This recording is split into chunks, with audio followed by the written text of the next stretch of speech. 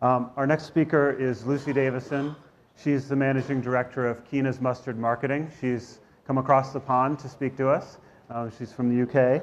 And her talk last year was a hit, so she's back by popular demand. And her talk is entitled 5 Things You Really Need to Know About Marketing for Market Research. Thank you, Dana. It's really great to be here.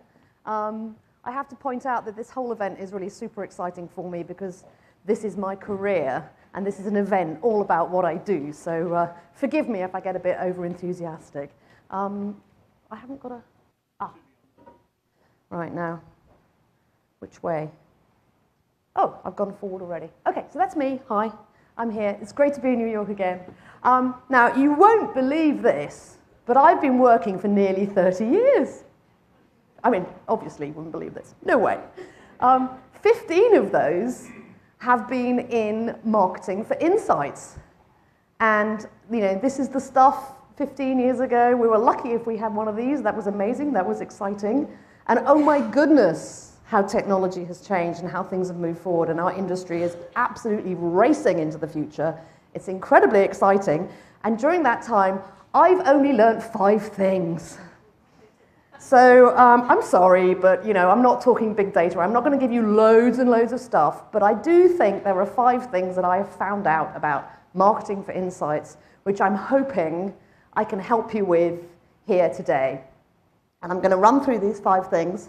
And sorry for apologies to Dr. Zeus, but they're all about the stuff that Padmini's been talking about, differentiation, positioning, but also about how to do it well, and some tips about how you might be able to implement stuff which will make it easier for you in your jobs. So thing 1, 1 fish, 2 fish, no red fish, we're all blue fish. I think that's the industry. Those of you who were here last year will know that this is a particular issue of mine, that people are simply not able to differentiate. They're focusing on the what, they're focusing on lists, they're not focusing on the why, and they're not being strategic in terms of their positioning. I have lost count of the number of times a client has come to me and said, oh, we're really different, and here's why we're really different, and then they list a whole load of things that everybody else says, and I say, but everybody says that, and they say, oh no, but we really are different. So, you know, if you really are different, you should be able to work out how to communicate that. That's really, really important. And some research we did last year into the logos of the top 25 market research companies globally, looking at how they communicated visually and what they said about themselves, we found that the industry is overwhelmingly grey and blue. And actually, those are colours that people find it hard to remember. Interesting, there's some new research which shows that colours that people remember or recall better are not grey or blue. But also that when they describe themselves, the way they use in the straplines and on their websites, it's all very, very generic. It's very straightforward. This is what we do. We do qualitative market research. We're a global research agency. And it doesn't actually communicate any of that why. And this is sad because we are not a boring grey industry. We're an exciting, dynamic industry, and I think we should be reflecting that. And this causes a problem for clients, and in that when they're walking around the aisles of the market research industry, it's like going into a giant IKEA warehouse and having a load of cardboard boxes up there, and you can't tell what's going on. If you're a consumer of this industry, you can't differentiate. You have no idea what's inside those boxes or how they're going to work. So this makes it really problematic for clients. And my solution for this is that we need to take a bit of our own medicine. We talk to our clients about brands, we talk to our clients about positioning, but we don't actually do it very well on ourselves. We don't research ourselves. I mean, so many of my clients who are researchers are frightened to do market research into what people think of them or where they should go or how they're differentiated from their competitors. They don't want to go there. They're sort of frightened. They need to be brave. They need to get out there and differentiate themselves, think about doing their own research on themselves, and then think about using some of those strategies and those models that Padmini was talking about and actually apply them to themselves. So physician, heal thyself. Take some of your own medicine and find your secret sauce. So there is something extremely interesting, special, and different about every single organization that is in this room. And it's so important to do that research and analysis, to find that thing, and then focus on that, and tell a story with it. And I think we're going to come back to a lot of that this afternoon. I think there's a lot of the storytelling which is so important, and I'm going to come back to that myself. And that's how you're going to create that differentiation and stand out. You're going to find your secret sauce, and you're going to live and breathe it. Right. Thing two. I don't know about you, but I feel like the cat in the hat quite often. We all do. We're all juggling. Time and money. Time is money. It's constant. We're constantly stressed and chasing our tails. But the problem is that within insights marketing, people just haven't really done their research. Now, I'm going to call up my lovely assistant here, and I'm going to represent myself, and he's going to be the client. So, Simon. We love the new site and are ready to launch next week. But could you add these very long list of features to it? We didn't think of those before. All those features are going to require far more time. It's way beyond a mere weekend project. We need our developers to work on it at least a month to do it all. But we're launching next week. Not if you want to add all those features we never discussed before. So what am I supposed to tell the guys in Canada? I said I'd have the site ready for them next week. We? This is an actual conversation we have with a client who suddenly, out of the blue, decides that we have to stay on schedule, but has no idea how much time. He hasn't done any thought whatsoever into how much time it's going to take to add all these new features and developments to the site. Now, it wouldn't have actually been that difficult for him to give some thought and some planning and some research into what time he needed to allow before promising a load of people a whole load of new stuff for a site which he actually didn't know how to do. Another example, true story. We love your work. We have big marketing targets for the next year. We're currently doing $12 million a year and want to grow that by 50% and really need your support. Great, we can help. 30-minute conversation about all the different ways that we can help them. Just one final thing. Do you have a budget in mind? Yes, we put aside $12,000 for this year. That includes costs. We figured you can do a lot with that. Okay, these are true stories, okay? So this happens to us all the time. So what do I say? Well, okay, what happens is we're constantly juggling this matrix. We all know this matrix. But the problem is that insights marketing gets put in any box other than this one, but this is the box it needs to be in. It should never be urgent. It should have been considered, thought about. It's underpinning your entire business. It should be in place. It should be strategic, and it should be thought through. But it's always in another box. It's always randomly creeping into all those different areas, and we're all juggling.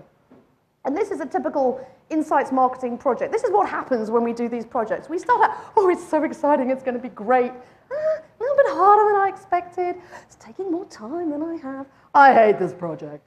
We're never going to get there. Please make it stop. And this is about when people call us, yeah? Which is really sad, because we like to get the call at the beginning when it's exciting and everyone's enthused about it, and they're not just desperate to get the thing out of the way and over and done with. So this is the experience we have of the way insights marketing projects tend to be run. So what's the solution? So we say, you ask people, you do your research, you find out how much stuff costs, how much you should be expecting to spend on things, realistically. There's nothing wrong with doing that. Agencies will definitely tell you. They'll give you a general idea, not a specific, but a general idea of how much you should be setting aside for this stuff, which is realistic, and how much you should be investing, and also how much time things take. There's nothing wrong with asking an agency how long it took them to do something for another client, and how the process goes. It's really, really important. You can ask several agencies, it's not a problem. And only when you've done that, it doesn't take long, can you then go into the project with a realistic set of expectations as to what you can achieve. And then internally, you need to manage those expectations so you always, always overestimate. So when you're communicating anything to anybody internally, tell them it'll take 25% more time and 25% more money. And I can guarantee that you will always be a hero, because when you bring it in on time and on budget, everyone will be really impressed. And finally, use that knowledge to develop and think about what kind of a return on your investment you want to get out of the project. So you should be thinking not about outputs, but outcomes. So why are you doing this? From a strategic perspective, what is it that you want to achieve from it? So an output would be a website, an outcome would be a significantly raised awareness or a change of perception of your agency, or vastly increased new inbound leads. And those are the kind of things that you need to be thinking about and understanding and researching way before you start any kind of marketing project, because that enables you to set the right budget based on your outcomes. And finally, obviously I'd say this, wouldn't I? But don't be frightened to get external help. People often in marketing for insights feel that because they do marketing for their clients in a sort of strategic sense that they can do it themselves. And quite often, you are going to save time and money by getting external help. It'll be much, much easier. So set a realistic budget and spend it. So thing 3, sorry about the Lorax, but nobody listened to the Lorax. This is important because people have no idea how to brief creative work. It's absolutely incredible, the stuff that people say to us in insights marketing. And these are people who often, work on strategic briefs, but they don't understand how to actually get that communicated to creative people. They say stuff like this: I want you to take it to the next level. Right? Which level would that be? Feel free to just be creative. You're the creative. No guidance idea whatsoever, no thinking through.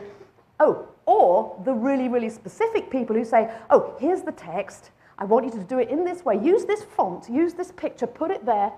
No possibility of actually getting any value out of the relationship. They're just telling us exactly what to do. So again, this is because people aren't thinking about what the marketing is going to do. They're just thinking about the thing itself. They're thinking about the output and not the outcome. They're not thinking about the reaction they want the marketing to have. So it's much more helpful for creative people if you come to us and say, we really want people to be excited by our agency. We want to be dynamic. We want to be innovative. That's a brief we can then respond to. But just saying, be creative and take it to the next level, or make it pop, which is one that we've got famously in our office, it doesn't help. It's not giving any specific, interesting, or valuable advice. Now, one of the things that it always occurs to me within marketing for insights, and in particular, the type of people we employ in the companies where we work, they're really, really good at understanding. But the process of understanding is not at all the same as the process of communicating. And the fact that you understand something doesn't mean that you are able to actually get that message across really, really clearly. And it's something that requires a different part of your brain, a different type of thinking process in terms of your projects. And you also need, and this is again to Padmini's point, you need to work out your relationships. Work out relationships between clients and suppliers, both working with agencies that you might employ, but also with your clients. Where do you come? I mean, you don't have to be a partner. You don't have to be at that level. You could be a supplier, but you need to work about how you can add the most value to every single element of that relationship. You don't always just have to be a servant. So this is a way that we look at it, which is quite a useful little framework. So work out where you are on that line and work out how you can add value. And therefore also think about how you can use that in your agency relationships with people who are working with you. And this is an incredibly valuable way of looking at your relationships and plotting. And maybe you should be moving, maybe you should be staying where you are, but how is it you're going to add that specific value? So my solution to this problem of briefing is the creative brief, which is what everybody uses in a communications agency, an advertising agency, and it's different from a normal brief, which is generally a description of what the output should be. With this, we're thinking about what the outcome should be, and we're elevating it to the higher level. We're thinking about the why. Why are we doing this? What action do we want people to take? And we're not thinking about describing the fact that it's going to be a brochure or it's going to be a website. And arriving at the creative brief requires an awful lot of work, and we often do workshops around this sort of stuff. I'm using this example here of a company called MR Ops that we helped last year, who wanted to rebrand and reposition. So we worked very hard with them and worked through their proposition, what they were saying about themselves, their brand, their values, how they could live and breathe that. And we came up with this idea of this way for possible. They enabled companies, as an operations company within market research, they enabled companies to make things possible. Kind of to make the impossible real. And it was a really nice idea. And luckily for us, this stuff works because then they got sold. So, they all went away from it very happily with that as a new proposition, as a new way of facing the world. It was really, really dynamic and exciting and different and effective. So the creative brief, it works. Okay, thing 4. Now, this is something you will all have come across, and this is something that we as an industry really, really struggle with. We always make things very long and cluttered. We put everything in. We put more and more and more into stuff. It's very long-winded. And this particularly applies to the deliverables that we do. And Lorna Walters from Reckitt Benckiser, who I used to work with, did a presentation at SMR a few years ago. And she showed this slide with, the Magic Research obviously is not the real company. And this is a summary. It was 278 pages. She said she could run a marathon faster than she could read the summary. I mean, I dread to think what the actual report was, but this is something we really, really struggle with, and it leads to a huge amount of ambiguity within the industry, and we're not very good at really honing things down and being specific. I mean, for example, if you're doing a segmentation project, you might describe the segment as late middle-aged male, family-oriented, really keen on family values, very high income. But realistically, which is it? It could be Ozzy Osbourne, or it could be Prince Charles. There's not specific. It's not really thought through to be really accurate. And ambiguity is something that we struggle with hugely. So how do we manage this? I mean, the fact is that we rely on data, and we absolutely love the fact that it protects us. We are cocooned in it. And I do remember a client saying to me once he wished that they would send him a one-armed researcher, because every single research debrief, he would ask a specific question, and the researcher would say, oh, well, on the one hand, but on the other hand, and this is the problem. We are not able to really be decisive and clear with our decisions. So the solution is the story. Now, not only your USP, your proposition, your why, but how you articulate that story. And the best way, I feel, to illustrate this is using Michelangelo, who, there's an apocryphal story, I hope it's true, because I love it, which is a man walks into Michelangelo's studio, and there's an enormous pile of huge rock of marble sitting there in the middle of the studio, and the guy goes, wow, what's that? And Michelangelo says, it's a lion. And the guy goes, well, how is that a lion? And Michelangelo says, well, I'm going to knock off all the bits that don't look like a lion. And that is what we need to do with our communications. We need to knock off all the bits that don't tell our story and support our story. And we've got to stop putting other stuff in, putting the what in, instead of focusing on the why, and only focusing on that. So, perfect example of this is it can be done. I don't know if you know John Steele. He's a planner, advertising planner, Truth, Lies, and Advertising. Very good book. He did a debrief for Porsche. So they'd done tons and tons and tons of research. They couldn't work out why Porsche was so incredibly popular with the people who already owned the cars, but nobody else wanted to buy one. And fundamentally, this is why.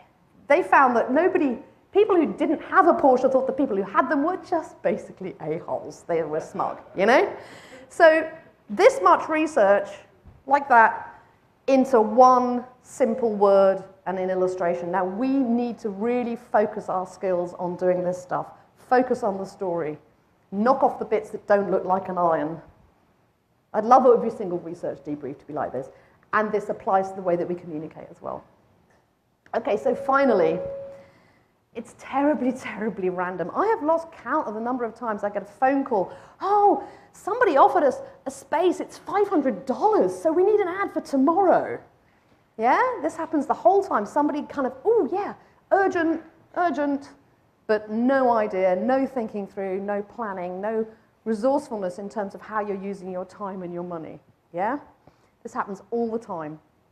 Now, I feel that this is really because we're not behaving like Napoleon and we're not having a really strong vision. Where are we going? Why are we doing this? what the hell, $500 for this banner? I don't need that banner. You know, what I need is to think through all the different tactical things I can be doing to develop my marketing program. And I need to do that in the context of my story and my proposition. So, you know, Napoleon had a really, really good, strong vision, and he really understood the role of strategy and how to implement that, yeah?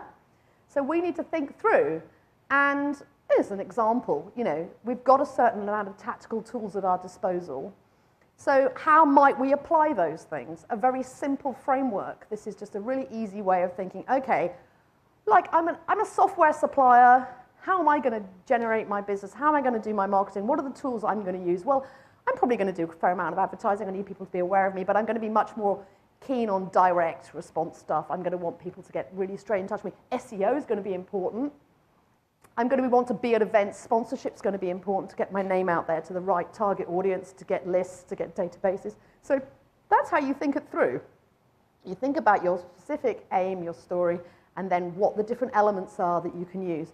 Another example, you know, if you're a strategic insight consultant, you want to be really about talking about thought leadership and added value, then maybe, you know, advertising isn't quite the right space to be in, exhibiting not quite the right space for you to be in, but then on the other hand, you should really be talking on social media. You should be using PR as much as possible. You should be out there on platforms. You know, you can use those messages to reinforce your direct marketing. And you should really be thinking about how you're designing how you're bringing your story through in terms of your deliverables for your clients.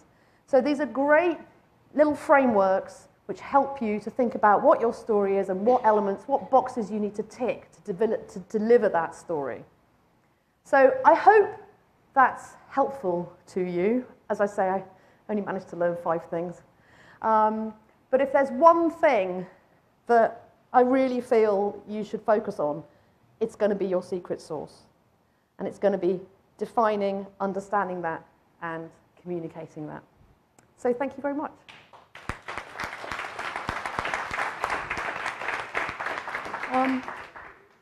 Does anyone have any questions? No?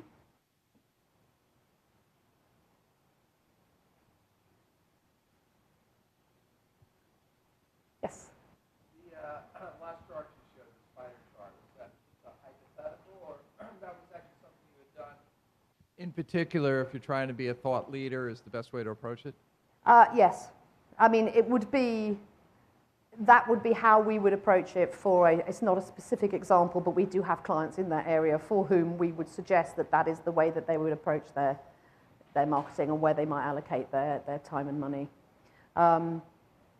We often get that type of kind of thought leadership proposition in, and that's kind of where we try and encourage people to think about.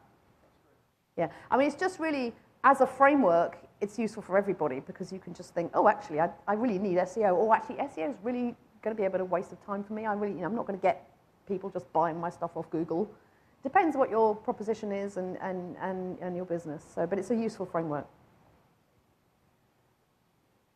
Anything else? No? Oh.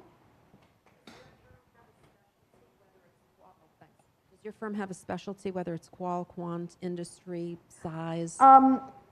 We are we specialize in insights marketing, so that's what we do. And we work for a range of companies right the way across. So we work from sort of tech software startup companies who might actually not be research companies, really, they're software companies, right the way through to TNS, you know, consultative market research firms. And we're in it because we do the why is because we think that everybody's got the flavor and we need to bring out the flavor, which is why the mustard. So you put on the mustard so it brings out the flavor in somebody's company. How did you decide to become a specialist in advertising for insights companies?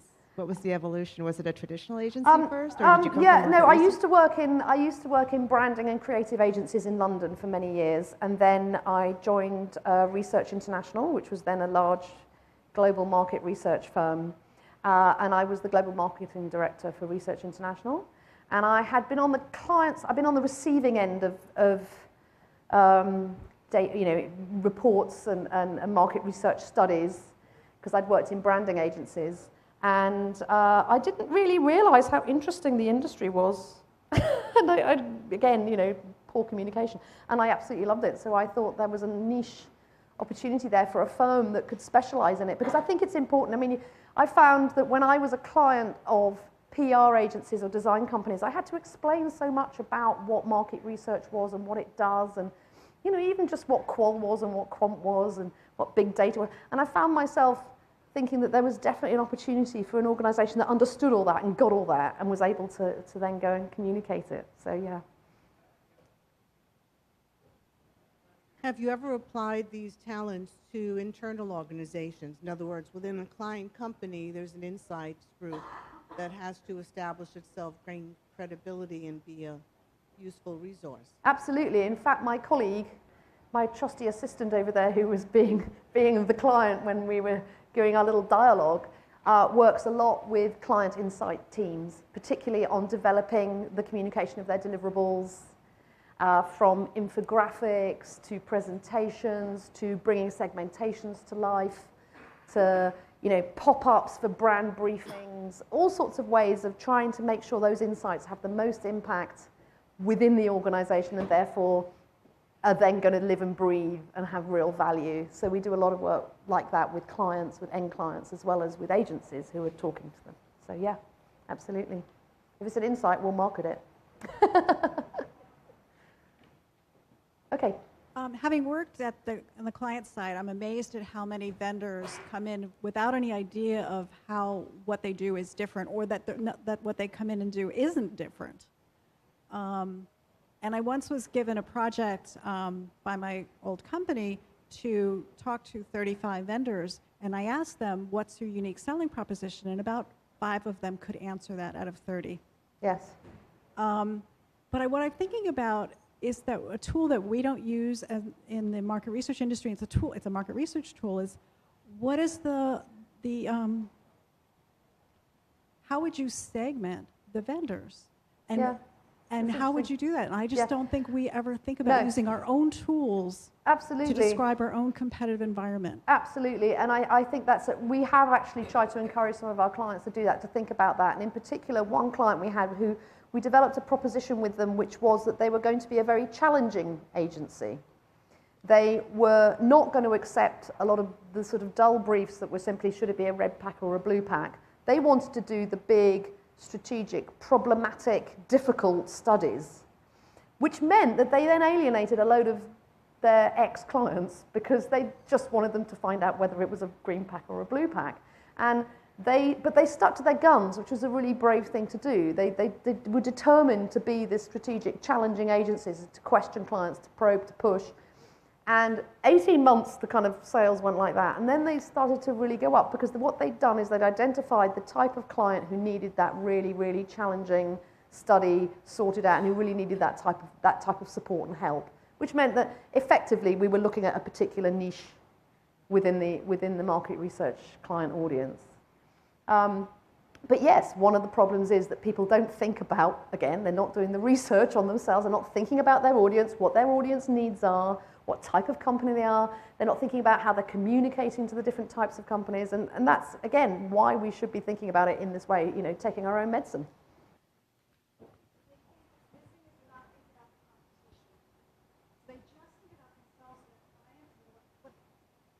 They just think about themselves and their clients, and they don't think about who they're competing against. Yes.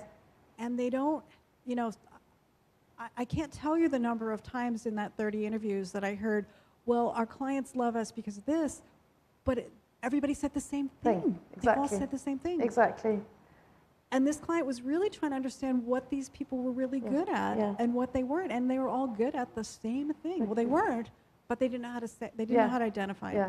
No, I mean, when we work with clients, the first thing we always do is a matrix mapping the industry and where they sit within their competitive set. And it's very, very interesting, because most of the time they have never done that exercise before, and they're going into it.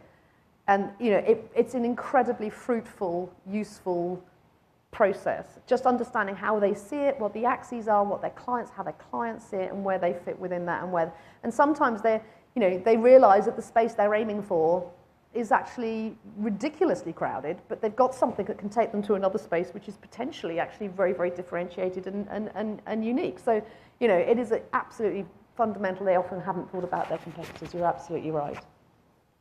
Okay. Is there anything else? Okay, great. Thank you very much.